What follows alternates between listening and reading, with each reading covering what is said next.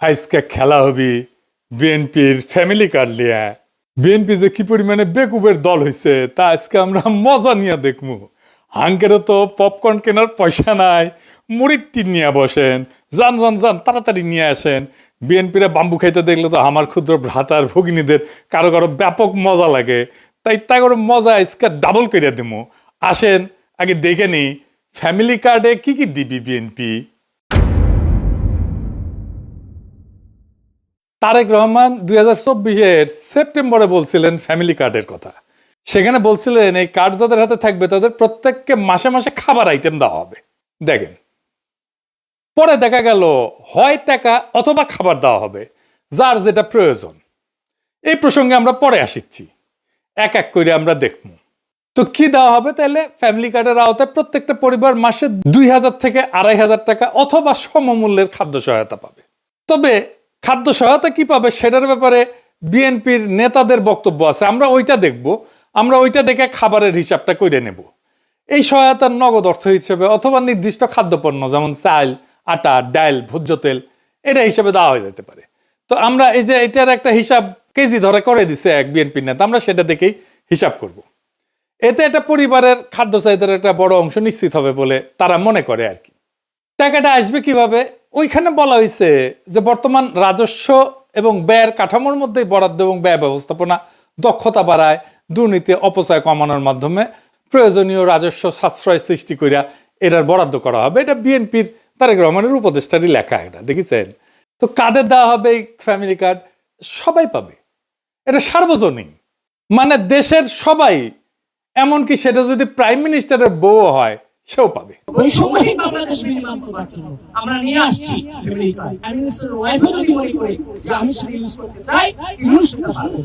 মানে কার্ড তো নারীদেরকে দেওয়া হবে, সেই জন্য বলছে যে প্রাইম মিনিস্টারের বউ যদি হয় তাহলে সেও পাবে। এই হইতেছে বিএনপির ফ্যামিলি কার্ডের মোটা দাগে প্রকল্প। এটা তাদের প্রধান নির্বাচনী ক্যাম্পেইন, মানে এটা দিয়ে তারা ইলেকশনে উতরায় যাবে বলে আশা করতেছে। আর উতরাইতে পারবে কিনা সেটা আল্লাহ জানে। যাই হোক, ওই যে জামাইকোটা বুদ্ধিজীবী বলেছিল না যে জামাতের কোনো প্ল্যান নাই, আনপ্রিপেয়ার্ড। জামায়াত ইসলাম যদি সরকারে আসে তাহলে অর্থমন্ত্রী কি হবে? আপনি যে কোনো জামায়াত ইসলামের লোককে জিজ্ঞেস করেন, পাবলিক ভিশন এগুলো নাই। জি, তো আসেন বিএনপির কেমন প্রিপারেশন নিচ্ছে সেটা দেখি। আগের এপিসোডে দেখেছেন তো বিএনপির স্বাস্থ্য নিয়ে যে পরিকল্পনা, সেটা জয় বাংলা করা হয়েছে। একে একে সব পরিকল্পনা জয় বাংলা করে দেওয়া হবে, চিন্তা করেন না। আসেন একে একে শুরু করি ভালচুন বিএনপির ফ্যামিলি কার্ডের ধাপ্পাবাজি। রাষ্ট্রের কাজ ভিক্ষা দেওয়া না, রাষ্ট্রের কাজ দয়া দেখানো না। রাষ্ট্রের কাজ হইল যারা পড়ে যাইতেছে, পিছায় পড়তেছে, যারা সুবিধা বঞ্চিত, যারা দুর্বল, তাদেরকে টেনে ধরা, তাদেরকে বাঁচানো। এটার নামই হইতেছে সামাজিক সুরক্ষা বলয়, ইংরেজিতে কয় সোশ্যাল সেফটি নেট। ফ্যামিলি কার্ডে বলা হয়েছে সব পরিবারকে প্রত্যেক মাসে সমান টাকা দেওয়া হবে। এখানে রাষ্ট্র ভেঙে পড়ে। রাষ্ট্র কোনো তো এটিএম মেশিন না যেখান থেকে টাকা বেরোবি। রাষ্ট্র কোনো ডিস্ট্রিবিউশন সেন্টারও না, এটা বিতরণের কাউন্টারও না। রাষ্ট্র হইল মরাল অথরিটি, নৈতিক কর্তৃত্ব। রাষ্ট্রকে সিদ্ধান্ত নিতে হয় কে সবচেয়ে বিপদে, কে আজীব ধৈর্য পড়বে, কে সবচেয়ে দুর্ভাগ্যের মধ্যে আছে, কে পিছায় পড়ছে, কাকে না ধরলে সমাজ ভেঙে যাবে, কাকে না বাঁচাইলে চলবে না। ফ্যামিলি কার্ড বলে এই বিচার আমি করব না, সবাইকে সমান দিতে হবে সমাজতন্ত্র। এইটা হইতেছে পলিসি ফেলিয়ার, মরাল কোলাপস, নৈতিক পতন। এই যে সামাজিক সুরক্ষা বলয় বা সোশ্যাল সেফটি নেট, এটার মানেটা আসলে কি? এটার মানে হইতেছে যে নির্দিষ্ট গোষ্ঠীর জন্য সহায়তা। এটা হইতেছে সবচেয়ে যার বেশি প্রয়োজন সে পাবে সাহায্য। এটাকে বলে ভালনারেবল ফোকাসড পলিসি। তো ভালনারেবল কারা? যারা দরিদ্র, কর্মহীন, অসুস্থ, বয়স্ক, দুর্যোগে ক্ষতিগ্রস্ত অথবা পঙ্গু হয়েছে, আহত হয়েছে, তারা। এদের ঝুঁকি কি এক? না। তাহলে সাহায্য কেন এক? তাহলে ফ্যামিলি কার্ড কি করে? এইটা অসাম্যকে, বৈষম্যকে ঢাইকা দেয়। এটা রাষ্ট্র দায়িত্বকে হালকা কইরা দেয়। সবাইকে সমান দিলে তো শক্তরা টিকে যাবে, দুর্বলেরা চুপচাপ পড়ে যাবে। এটা হইতেছে প্রশাসনিক কাপুরুষতা। কারণ প্রশাসন বা রাষ্ট্র বা সরকার এইটা দায়িত্ব নিতে চায় না, নৈতিক কর্তৃত্বের দায়িত্ব নিতে চায় না। যে সবচেয়ে দুর্বল তাকে চিহ্নিত করে তাকে সাহায্য করতে চায় না। ধরেন দুইজন মানুষ, একজনের পা ভাঙা আর একজন দৌড়ায়। তো রাষ্ট্র যদি দুইজনকে সমান জুতা দেয়, এটা কি সাম্য হইল? এটা তো বৈষম্য, এটা তো জাস্টিস না, এটা তো ন্যায় বিচার না, এটা ইনসাফ না। এই যে তিনজন দেখেন, এই ছবিটা দেখেন, বিখ্যাত ছবি আপনারা দেখছেন, তিনজন খেলা দেখিচ্ছে, তাই না? তিনজনের পায়ের নিচে একই সমানের বাক্স দিলে তৃতীয় জন খেলা দেখতে পারবে না। প্রথম জনের পায়ের নিচে তো বাক্সের দরকার ছিল না, ছিল কি, ও তো এমনি দেখতে পাচ্ছে। আর তৃতীয় জনের পায়ের নিচে মানে বাচ্চাটার পায়ের নিচে 2টা বাক্স দরকার ছিল, এটাই জাস্টিস। দ্বিতীয় জনের পায়ের নিচে 1টা বাক্স, এটাই জাস্টিস, এটাই রাষ্ট্র করে। ফ্যামিলি কার্ড ঠিক এই অন্যায়টাই করে, 3 জনের পায়ের নিচে সমান বাক্স দিছে। তাইলে এই ফ্যামিলি কার্ড চালু হইলে যারা সবচেয়ে দুর্দশাগ্রস্ত, যাদের সবচেয়ে জরুরি প্রয়োজন, সেই মানুষ অদৃশ্য হয়ে যাবে। তারা কাগজে থাকবে, বাজেটে থাকবে, কিন্তু বাস্তবে থাকবে না। টাকা সবার মধ্যে সমানভাবে ছড়ায় পড়বে। তাহলে টাকার প্রভাব শূন্য হয়ে যাবে। টাকা তাহলে কাকে সাহায্য করতেছে? এই যে পুঁজিবাদী সমাজের তো সমস্যা হচ্ছে যে টাকা মাঝে মাঝে কিছু সেন্টারে জমা হয়ে যায়, কনসেন্ট্রেটেড হয়, কেন্দ্রীভূত হয়ে যায় কিছু মানুষের হাতে। সেটা রিডিস্ট্রিবিউট করতে, পুনর্বন্টন করতে হয়, রিডিস্ট্রিবিউট করতে হয়। দেখছেন না, ইসলামে জাকাতের ব্যবস্থা আছে, প্রত্যেক বছর এইটা বন্টিত হয়। যার কাছে বেশি টাকা তাকে দরিদ্র মানুষের মধ্যে বিলাই দিতে হবে। রাষ্ট্রের কাজ সবাইকে খুশি করা না, রাষ্ট্রের কাজ সবচেয়ে দুর্বলদেরকে বাঁচানো। যে সবাইকে সমান করে দেয় সে আসলে ঘোষণা করে আমি দুর্বলদের দায়িত্ব নিতে চাই না। সেই জন্যই বিএনপির ফ্যামিলি কার্ড এইটা দুর্বলদের বাঁচাবে না, দুর্বলদের দায়িত্ব নিতে চাইতেছে না সে। এটা মানবিক না, এটা রাষ্ট্রের দায়িত্ব থেকে পরিকল্পিত পলায়ন। এবার আসেন আমরা আর একটা জিনিস দেখি। বিএনপি বলতেছে যে বাসার কর্ত্রী বা head of the house hold নারী, তাকে দেওয়া হবে। Head of the house hold বলতে কি বুঝাইতেছে? মানে পরিবারের গৃহকর্ত্রী আর কি, এই নারীর নামে। ইংরেজিতে লিখছে woman head of house hold. এনে প্রথম সমস্যা হইতেছে পরিবারের সংজ্ঞা কি, কে এটা সংজ্ঞায়িত করবে? আমাদের সমাজে যৌথ পরিবার আছে এবং ছোট পরিবার আছে, যেটাকে নিউক্লিয়ার পরিবার বলা হয়, একই সাথে চলে। যে নারী, সে নারী তো কারো মা, সে একই সাথে কারো মেয়ে, কারো স্ত্রী, কারো শাশুড়ি, কারো পুত্রবধূ, কারো বোন। তাকে কোন পরিবারের অন্তর্ভুক্ত করা হবে? পরিবারের কোনো সংজ্ঞা বানানো তো সম্ভব না। এটা একটা ইমোশনাল অ্যাটাচমেন্ট। একটা পরিবারে কে কে থাকবে, কোন কোন সম্পর্ক থাকবে, কতদূর রক্ত সম্পর্ক পর্যন্ত পরিবারের ভিতরে থাকবে, তো এসব তো রাষ্ট্র বা সরকারি আমলারা এটা সংজ্ঞায়িত করে দিতে পারে না, বলে দিতে পারে না, ডিকটেট করে দিতে পারে না। এক এক পরিবার এক এক রকম হবে। দেখবেন কোন পরিবারে শাশুড়ি আছে, কোন পরিবারে মা আছে, কোন পরিবারে ভাই আছে, কোন পরিবারে বোন আছে। এই একটা ইস্যুতে তো ব্যাপক কারচুপি, দুর্নীতি হবে। একটা পরিবারের সব মেয়ে প্রত্যেকের নিজের নামে কার্ড বানাবে, এটা হবে। আমি কয়ে দিতেছি, লিখে দিতে পারেন। বাংলাদেশে বিয়ের পর অনেকে বাপের বাড়ি বা শ্বশুর বাড়িতে থাকে, তাদেরকে কি আলাদা আলাদা পরিবার গণ্য করা হবে নাকি একটা পরিবার গণ্য করা হবে? একটা পরিবার এইভাবে অনেকগুলো কার্ড বানায়, সবগুলো থেকে টাকা রেশন নিজেদের অ্যাকাউন্টে পড়বে। যদি সবাইকে দেওয়া হয়, তাই তো দিতে চায় তারা সবাইকে। এবার একটা ইন্টারেস্টিং জিনিস দেখি। এই যে বলছি যারা ভালনারেবল গ্রুপ, যাদের সবচেয়ে বেশি সাহায্য দরকার, তাদের কিন্তু অন্য সহায়তা দেওয়া হয়। সেটা কি বন্ধ করে দেওয়া হবে? বিএনপি কি সেটা বন্ধ করে দিবে? আসেন সেটা বুঝে দেখি। আমাদের সামাজিক সুরক্ষা কার্যক্রম কি কি আছে? আপনার নাম শুনেছেন অনেক, বয়স্ক ভাতা, বিধবা ভাতা, প্রতিবন্ধী ভাতা, তাই না? এমনকি হিজড়া জনগোষ্ঠীর জীবন মান উন্নয়ন ভাতা আছে। আমাদের একটা বিশাল খাদ্যভিত্তিক সুরক্ষা কর্মসূচি আছে, এটা সে পাশে লিখে দেন। এর মধ্যে আছে ভিজিডি কার্ড, আপনারা শুনছেন, এর নাম হচ্ছে ভালনারেবল গ্রুপ ডেভেলপমেন্ট। তারপরে আছে VGF card, vulnerable group feeding. তারপরে জিআর আছে, এটি দুর্যোগকালীন ত্রাণ। তারপর ওএমএস আছে, ওপেন মার্কেট সেল, খোলা বাজারে খাদ্য বিক্রি। তারপরে টিসিবির কার্ড আছে, দেখছেন না? এটার মাধ্যমে ভর্তুকি দেওয়া হয়েছে, যে সমস্ত পণ্য সেটা দেওয়া হয়। আবার এটা কাজের বিনিময়ে খাদ্য কর্মসূচি আছে না, ফুড ফর ওয়ার্ক, কাজের বিনিময়ে খাদ্য, কাজের বিনিময়ে অর্থ, যেটা সেটাকে বলা হয় টেস্ট রিলিফ। তারপরে একটা ইজিপিপি বলে আছে, মানে যেটা কর্মসংস্থান সৃষ্টি করবে, এরকম প্রোগ্রাম। অতি দরিদ্রদের জন্য কর্মসংস্থান কর্মসূচি। তারপরে নারী এবং শিশু মাতৃস্বাস্থ্য সুরক্ষা আছে, মাতৃত্বকালীন ভাতা আছে একটা, যারা বাচ্চাদেরকে দুধ দেয় তাদেরকে মাতৃত্বকালীন একটা ভাতা আছে, মা এবং শিশু সহায়তা কর্মসূচি। তারপরে প্রাথমিক বিদ্যালয়ে মিড ডে মিল আছে, মানে স্কুলের মধ্যেই খাবার দেওয়া হয় বাচ্চাদেরকে। শিক্ষাভিত্তিক সুরক্ষা আছে, মানে প্রাথমিক এবং মাধ্যমিক স্তরে উপবৃত্তি আছে, মাদ্রাসা শিক্ষাদের উপবৃত্তি আছে, এবং বিশেষ এবং প্রান্তিক জনগোষ্ঠীর জন্য কর্মসূচি আছে। খুব চমৎকার চমৎকার কর্মসূচি আছে। যেমন ধরেন চা বাগান শ্রমিকদের সহায়তা কর্মসূচি আছে। চা বাগান শ্রমিকরা কিন্তু খুবই দরিদ্র, অতি দরিদ্র। তাদের যে জীবনের যে কি কষ্ট আপনারা চিন্তাও করতে পারবেন না। আমি একটা ক্লিপ দেখাবো আজকে। তারপরে ধরেন বেদেদের জন্য, জেলেদের জন্য, হাওর এবং চর অঞ্চলের জনগোষ্ঠীর জন্য আলাদা আলাদা ভাতা আছে। ক্ষুদ্র নৃগোষ্ঠীর জন্য উন্নয়ন কর্মসূচি আছে। তারপরে ধরেন বন্যা হইল, সেখানে দুর্যোগ, জলবায়ু ঝুঁকি ব্যবস্থাপনা, এইটার জন্য আবার আলাদা সহায়তা আছে। খরার জন্য সহায়তা আছে। ওই যে হাসিনা বাসা টাসা বানাই দিছিল না, ওইটা একটা বাসস্থান পুনর্বাসন কর্মসূচি আছে। বিএনপি বলতেছে যে এই যে ফ্যামিলি কার্ডের বার্ষিক ব্যয়, এইটা হবে 12,000 কোটি টাকা। তো এই আমি যতগুলো সামাজিক সুরক্ষার কর্মসূচি বললাম এই বাজেটের 10%-এর মতো, 10.28 ওরা বলছে। মানে হাসিনা আমলে যেটা দেওয়া হয়তো তার 10 ভাগের 1 ভাগ। কিন্তু সামাজিক সুরক্ষা কর্মসূচিগুলোর মধ্যে ওরা বলতেছে যে এটা ওভারল্যাপ আছে, মানে একই সুবিধা একাধিকবার পেয়ে যায় একজন। সেটা কমায় বিএনপি 9,500 কোটি টাকা সাশ্রয় করবে নাকি এর মধ্যে থেকে, এবং সেই অর্থটা ফ্যামিলি কার্ড স্কিমে দেবে। বুঝছেন, এই 12,000 টাকার মধ্যে 9,500 টাকা এক্সিস্টিং যে সামাজিক সুরক্ষা আছে ওইখান থেকে বাইর করে কেটে নিয়ে ফ্যামিলি কার্ডে ঢুকাবে। মানে একটু বুঝাই দিই, এই যে দেখেন চা বাগান শ্রমিক সে একটা বিশেষ সুবিধা পায়, আগে একটু দেখায়নি, চাতে তো মজা করে খায়, চা বাগান শ্রমিকের জীবনটা কেমন, কষ্টটা কেমন দেখেন। এটা গ্রিন টি, এটা গ্রিন টি। এই পাতা আমাদের মহিলারা তুলবে। হ্যাঁ, এটা পাতা 23 কেজি তুলবে না, আমার ওয়াই 8 ঘন্টা কাজ করে 178 টাকা পাবে। 8 ঘন্টা কাজ করার পরে 23 কেজি তোলার পরে 178 টাকা পায়। জি, আর 23 কেজি কম হলে 1 কেজি প্রতি 60 টাকা মাইনাস। মানে 23 কেজি কম হলে 60 টাকা হয় না। জি, এইভাবে আপনাদের জীবন চলতেছে। কষ্ট হয় স্যার, ভালো মন্দ মন চায়। এই যে ম্যাডাম সাহেব একটা কথা বলি, হ্যাঁ, কিছু মনে নিবেন না। না, ম্যাডাম সাহেব যে 100 টাকা দিচ্ছেন না, আজকে 25 ডিসেম্বর না, জি, আমার মা বলতেছিল একাধিক কলা নিব, বিস্কুট আর একটা লু বিস্কুট।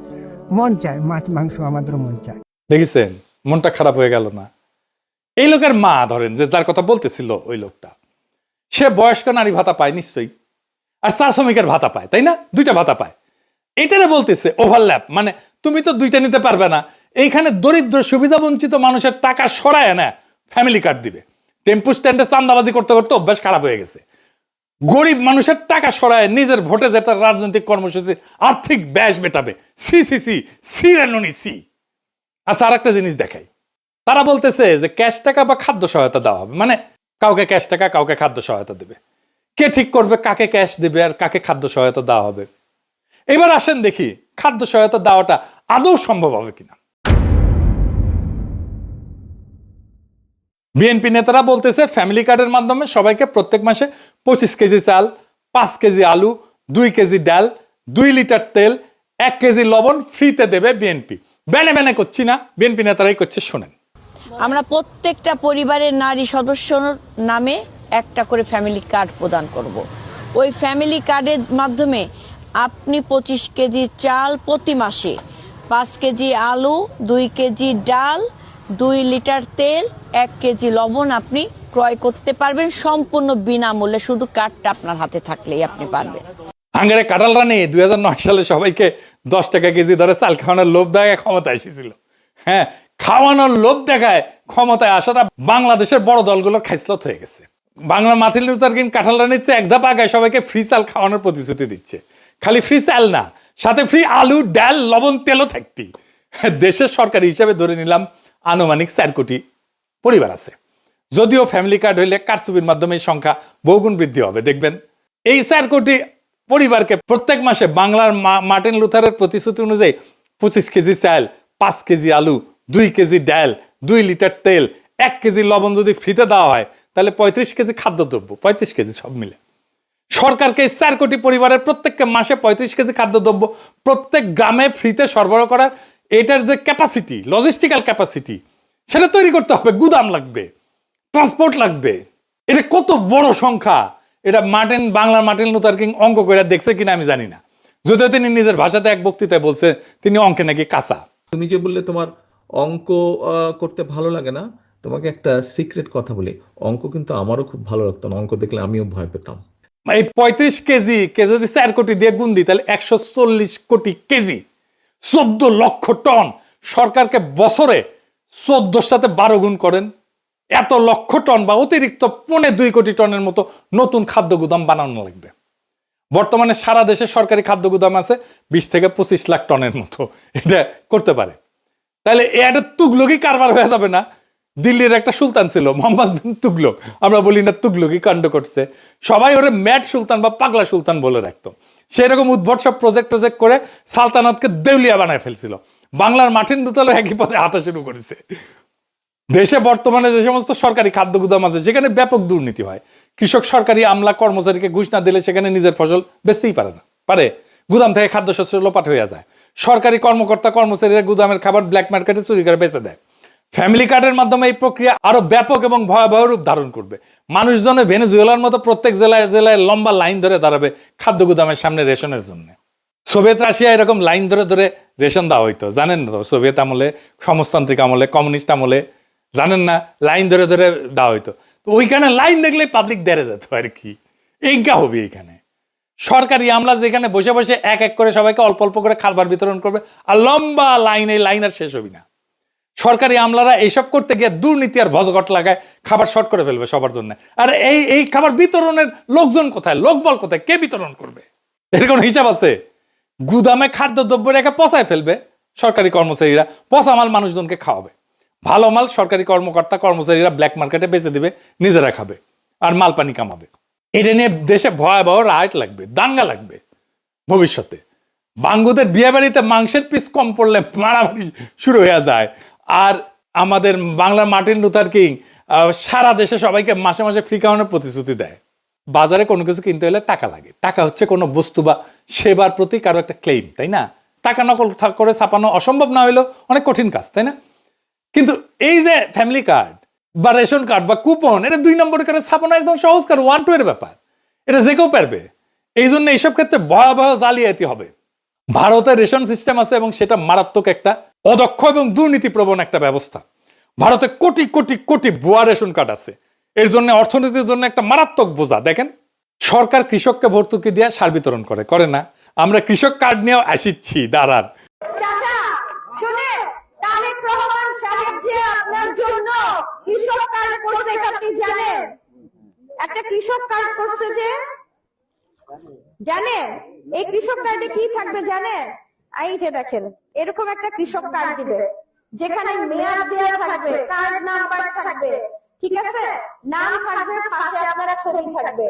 এই কৃষক কার্ডের মাধ্যমে আপনি ফ্রি কীটনাশক, না হলে হচ্ছে বীজ, না হলে কোনো না কোনো কিছু পাবেন, ঠিক আছে? এবং এটা শুধুমাত্র আমাদের দল করবে। তো এই সার বিতরণের ব্যাপক দুর্নীতিগ্রস্ত একটা ব্যবস্থা। যারা কৃষক ভাই আছেন তারা এটা ভালো করে জানেন। এটা এলাকার প্রভাবশালী নেতা কর্মীদের মাল পানি কামানোর জন্য একটা লোভনীয় পেশা। সেই সারের ডিলারশিপ কে নিবে? এটা নিয়ে এলাকায় রাজনৈতিক নেতাদের মধ্যে কামড়াকামড়ি হয়, মারপিট হয়। এই খাবার বিতরণের ডিলারশিপ নিয়েও টেম্পু স্ট্যান্ড পার্টির মধ্যে কামড়াকামড়ি হবে, খুনাখুনি হবে, মারপিট হবে। লিখে রাখতে পারেন, এখনই হয় টেম্পু স্ট্যান্ড নিয়ে মারপিট হয়। আধুনিক অর্থনীতির জনক অ্যাডাম স্মিথের আগেও মুসলিম ঐতিহাসিক এবং সমাজবিজ্ঞানী ইবনে খালদুন, তার একটা বই আছে মুকাদ্দিমা, আল মুকাদ্দিমা। এটাতে ডিটেলস ব্যাখ্যা করছেন কোন একটা শাসকের বা রাষ্ট্রের এই ধরনের বাণিজ্য কর্মকাণ্ডে অংশগ্রহণ করা ঠিক না। এটা উনি বলে দিচ্ছেন। এটা যে রাষ্ট্রের জন্য একটা বিধ্বংসী কাজ, সেটা তার বইয়েতে বিস্তারিত ব্যাখ্যা করছেন। এটা তার বইয়ের ইংলিশ অনুবাদ, সময় থাকলে পড়ে নিতে পারেন। জামাই কোটার বুদ্ধিজীবীর নাকি এটা খুব প্রিয় বই। যাই হোক, পরিচয় বুঝিছে কিনা কে জানে। ইবনে খালদুন এতই প্রভাবশালী এবং বিখ্যাত যে আমেরিকার প্রেসিডেন্ট রোনাল্ড রিগান পর্যন্ত তার বক্তব্যে ইবনে খালদুনকে কোট করতেন। শুনেন। I studied economics in college when I was young, and I learned there about a man named Ibn Khaldun who lived 1200 years ago in Egypt. And 1200 years ago he said, in the beginning of the empire, the rates were low, the tax rates were low, but the revenue was great. He said in the end of the empire, when the empire was collapsing, the rates were great and the revenue was low. আজকের একজন ফরাসি political ইকোনমিস্টের সাথে পরিচয় করে দিই, এবং দার্শনিক, তার নাম হচ্ছে ফ্রেডরিক বাস্তিয়াত। তার বইতেও এরকম থিম ব্যাখ্যা করছেন। এটাও ইংরেজিতে অনুবাদ। তার একটা চ্যাপ্টার আছে, তার নাম হচ্ছে দ্য ইন্টারমিডিয়ারি বা মধ্যস্বত্বভোগী। ওইটাতে উনি ব্যাখ্যা করছেন যে কোনো সরকারি আমলা বা কর্মচারীরা একটা সমাজের সবচেয়ে বড় পরগাছা। সরকারি কর্মচারীরা কিছু মনে করেন না, এটা বইপত্রের কথা আমি কইলাম আর কি। ইংরেজ আমলের জমিদারদের চেয়ে বড় পরগাছা বর্তমান সরকারি কর্মকর্তা কর্মচারীরা। সাধারণ জনগণ ব্যবসায়িক টাকায় এদের বেতন ভাতা হয়, আবার এরাই সেই জনগণের কাছ থেকে ঘুষ নেয়, মাল চুরি করে, টাকা না পেলে কাজ করে না, ফাইল আটকায় রাখে, ফাইল টাকায় ঘুষ নেয়, আবার জনগণকে নিজের চাকর বাকর মনে করে, সান না দেখলে আবার মেজাজ খারাপ করে। সব শেষে কাসাসুল আম্বিয়া থেকে একটা গপ্প শোনাই। হযরত সুলাইমান রাদিয়াল্লাহু আনহু নিজেকে অনেক ক্ষমতাধর ধনী বাদশা মনে কইরা একবার ঠিক করছিলেন তিনি আল্লাহর সৃষ্টি পৃথিবীর সকল জীবকে একবেলা খাবার খাওয়াবেন। এটার জন্য বিশাল রান্নার আয়োজন করলেন। ব্যাপক রান্না টান্না শেষ করে পরিবেশন করে সবাইকে দাওয়াত করতেন। ওই সময় সাগর থেকে একটা তিমি মাছ উঠে আসে। সেই তিমি মাছ উঠে এসে পুরা রান্না করে খাবার একাই খেয়ে শেষ করে ফেলে। এবং বলে যে এটা তার মাত্র এক বেলার খাবার। এই গল্পের মূল শিক্ষা হচ্ছে হযরত সুলাইমান যত ক্ষমতাধর বাদশাহী হোক না কেন, আল্লাহর সৃষ্টি সকল প্রাণীর রিজিকের ব্যবস্থা করা তার সাধ্যের বাইরে। আল্লাহ তাআলা পৃথিবীর শত শত কোটি কোটি প্রাণীর রিজিকের ব্যবস্থা করেন কোনো সমস্যা ছাড়াই। কোনো মানব শাসক যদি নিজেকে গড কমপ্লেক্সে ভোগা শুরু করে সিদ্ধান্ত নেয় যে কোটি কোটি মানুষকে বিনামূল্যে মাসে মাসে ফ্রিতে চাল ডাল আলু লবণ তেল এইসব খাবার খাওয়াবে, সেটা হইলে তার জন্য জীবনে সামনে বড় হোঁচট অপেক্ষা করা, আছাড়ের অপেক্ষা করতেছে। এবার আসেন আরো দুইটা গুরুত্বপূর্ণ পয়েন্ট, বাজেট আর কাকে দেওয়া হবে এটা নিয়ে আলাপ করি। বিএনপি বলছে যে প্রথম 50 লাখ পরিবারকে দিবে, ভালো কথা। বিশ্বব্যাংক বলতেছে যে 2025 সালের শেষে বাংলাদেশে অতি দরিদ্র মানুষের সংখ্যা হইতে পারে 1,58,00,000-এর মতো, আর দরিদ্র মানুষের সংখ্যা হবে 3,90,00,000-এর মতো। সো আমরা তো এই অতি দরিদ্র এবং দরিদ্র মানুষদেরকে তো সাহায্যটা দিব, তাই না? তাইলে এই মোট দরিদ্র এবং অতি দরিদ্র মানুষের সংখ্যা কত? 5,48,00,000 জন। সো বাংলাদেশে গড় পরিবারের সদস্য সংখ্যা সাধারণত ধরা হয় 4.3 থেকে 4.5 জন প্রত্যেক পরিবারে। এটা বাংলাদেশের সরকারি হিসাব এবং আন্তর্জাতিক সংস্থা এটা ব্যবহার করে। আমি মাঝামাঝি ধরে নিচ্ছি 4.5 জন পরিবারের হিসাব। তাহলে 5,48,00,000 এটাকে যদি 4.5 দিয়ে ভাগ করি, তাহলে 1,22,00,000 পরিবার হইতেছে দরিদ্র এবং অতি দরিদ্র পরিবার। এর মধ্যে মাত্র 50 লাখকে কে নির্বাচন করবে? কিভাবে করবে? কোন ক্রাইটেরিয়া করবে? এই যে হারুন যে কইছে যে হারুনকে বলে আওয়ামী লীগকে ফ্যামিলি কার্ড দেবে, উনকে শুনেন। জামাতকে কখনো ভোট দিস না, আওয়ামী লীগকে আমাদেরকে ভোট দে, আমরা তোদেরকেও হারুন ভাইকে বলে তোদের সবাইকে ফ্যামিলি কার্ড করে দেবো। এবার আসেন বাজেটের প্রশ্ন। এত বিরাট প্রকল্পের খরচ সরকার কই থেকে যোগান দেবে? আর যদি তারা বলে যে আগে যেটা সামাজিক সুরক্ষা কর্মসূচি ছিল সেইটার বাইরে এটা নতুন, তাহলে এত বিরাট প্রকল্পের খরচ সরকার কই থেকে দিবে? বাংলাদেশ সরকারের বাজেট অলরেডি ওভার এক্সস্টেড। সরকারি বাজেট ডকুমেন্ট যা পড়ার শিক্ষা রাখে সে পড়লে বুঝবে সরকারের রাজস্ব এর চাইতে খরচ অনেক বেশি। এছাড়া সামনে অনেক হাসিনার রেখা যাওয়া ঋণের ইনস্টলমেন্ট শোধ করার টাইম হয়ে আসতেছে, শোধ করা শুরু হবে এই 2026 থেকে। এরপর যদি আবার বাংলা মার্টিন লুথার কিং এই সমস্ত তুর্গি পরিকল্পনা নিয়ে আসে, তাহলে সরকার কেবলমাত্র একভাবে এটাকে ফাইন্যান্স করতে পারবে, সেটা হইতেছে সরকারিভাবে টাকা চাপানো। এইটা হইলে যে ভয়াবহ মুদ্রাস্ফীতি হবে, বাংলাদেশ পুরা রবার্ট মুগাবের জিম্বাবুয়েতে পরিণত হয়ে যাবে।